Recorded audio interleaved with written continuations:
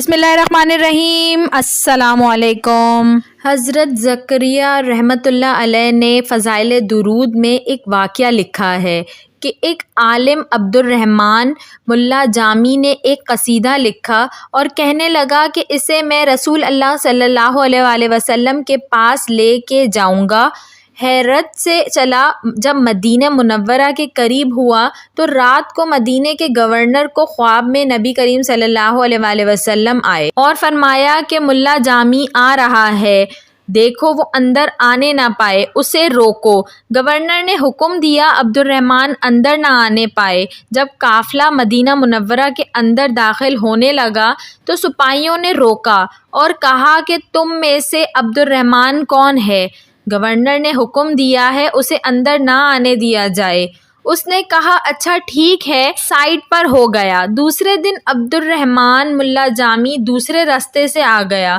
Governor کو پھر خواب آیا، عبد الرحمن آ رہا ہے، روکو۔ گورنر نے پھر حکم دیا، عبد الرحمن کو روکا گیا۔ تیسرے دن پھر آ گیا۔ نبی صلی اللہ علیہ وآلہ وسلم پھر خواب میں آئے کہ عبد الرحمن آ رہا ہے، روکو اسے۔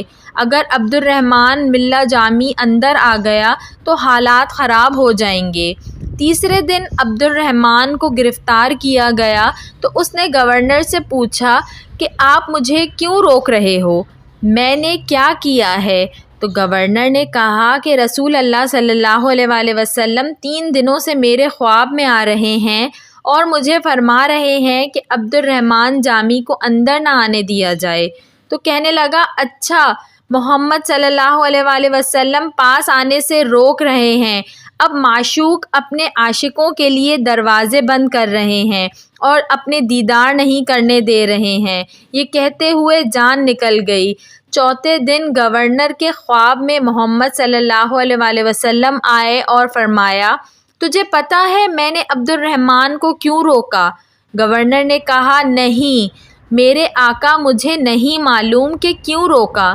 رسول اللہ صلی اللہ علیہ وآلہ وسلم نے فرمایا میں نے اسے اس لیے روکا کہ اس نے میری شان میں ایک قصیدہ لکھا تھا، اگر وہ آ کر قصیدہ میری قبر مبارک کے پاس پڑھ لیتا تو اللہ کی قسم مجھے قبر سے باہر آنا پڑتا اور میں ملا جامی کو گلے لگا لیتا اور میری امت فتنے میں پڑ جاتی، اس وجہ سے میں نے اسے آنے سے روکا۔ ویڈیو پسند آئی ہو تو اس کو ضرور لائک کریے گا اور ایسی مزید اچھی ویڈیوز دیکھنے کے لیے میرے چینل اردو کہانی گھر کو سبسکرائب کر لیجئے۔ Thanks for watching. اللہ حافظ۔